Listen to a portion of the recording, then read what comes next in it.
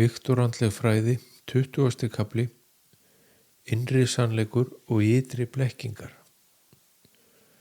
Eftir því sem meðvitundin hækkar og áhrif egósins dvína, þá minnkar einnig áhugi á fjölmiðlum, hvort sem það eru meginstraumsfjölmiðlar og eða samfélagsmiðlar. Áhugin á hinu veraldlega amstri minnkar jafnt og þétt eftir því sem meðvitundin hækkar. Það koma tímabil sem fréttir og meginstraumsfjölmiðlum hafa mikil neikvæð áhrif á viðkomandi og skapa honum oft á tíðum mikla reiði, hatur og sorg í brjósti því viðkomandi veit að þetta er að mestu leyti blekkingar til þess gerðar að skapa ótta og sundrung. Sá sem hefur opnað augun fyrir þessum blekkingum getur orðið reiður og sár yfir slíkum fréttaflutningi. En þessi einkenni munu líða hjá eftir því sem gengið lengra eftir hinum andlega vegi og að lokum hætta slíkar fréttir og fjölmiðlar að hafa áhrif á viðkomandi og hann hættir að lokum að fylgjast með slíkum fréttum.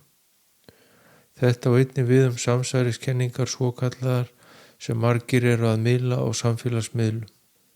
Í mörgum þeirra leynir sannleikskorn en í öðrum stýrð andstæða til að skapa þeim vaknaða mikinn ótta svo að hann hægi á andlegum þroska sínum og haldist í ótta og blekkingar heimi. Best er að leiða þetta allt hjá sér og það mun gerast sjálfkrafa því áhugin á öllu slíku mun einnig fjara út og hverfa að lokum. Eftir því sem meðvitundin hækkar þá mun viðkomandi læra að vera, upplifa og njóta. Hann byrjar að lifa lífinu í gegnum tilfinningar sínar og upplifanir og leið hægir á huganum og þörfin fyrir að skilgreina það sem framfer í lífinu minnkar í hægum skrefum og mun svo loks hverfa. Þetta er merki mikla framfarir og mikinn árangur í andlegri vakningu og opnun. Markmiðið er að læra að njóta hvers augnabliks og upplifa lífið í gegnum tilfinningarnar. Sá sem hættir að fylgjast með fréttaflutningi, hvort sem það er frá meginstraumsfjölmiðlum og eða samfélagsmiðlum, mun flýta fyrir försinni og framfæri verða meiri á skemmri tíma. Allt það sem er utan við líkamann og í umhverfinu leiðir hugan úr líkamannum og dreifir athyglinni út á við og frá því innra. Andleg vakning og opnun verða innra með hverjum og einum og því er ávallt best að vera meðvitaður sjálfan sig og hugsanir sínar. Það gerist með því að leita inn á við. Sannleikurinn liggur innra með hverjum og einum og eru hans upplifanir og tilfinningar í brjóstinu.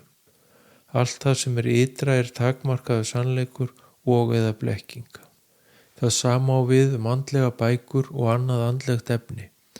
Eftir því sem meðvitundin hækkar og viðkomandi nær lengra í andlegri opnun sinni, þá minnkar áhugin á andlegum fróðleika.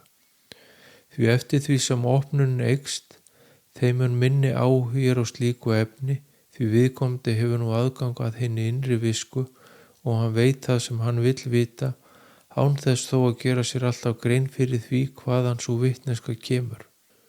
Þetta á sér stað þegar sálin er komin fram og tengist huganum meira, þá kemur hinn innra viska sálarinnar fram. Þar með hverfur þörfin og löngunin í hinnum ytri fróðleik og þekkingu. Viska sálarinnar er útvíræð og einföld og krefst engra skýringa né málalenginga. Á sama hátt fækkar öllum þeim spurningum sem viðkomandi hafði í upphafi andlegra vakningar því nú koma svörin ómeðvitað sem og meðvitað. Oft koma skilaboð í hugan sem eru afar skýr og ákveðin og það fer ekki á milli mála þegar þau birtast en einnig koma skilaboð ómeðvituð og viðkomandi veit hluti án þess þó að gera sér grein fyrir hvaðan þeir komu. Einnig verður auðvelt að greina sannleika frá blekkingu í tjáskiptum við annað fólk. Því augun hafa opnast fyrir sannleikanum og þar með verða blekkingarnar auðþekkjanlegri þegar þær birtast, hvort sem það eru úr fjölmiðlum, af öllu tagi og eða frá öðru fólki.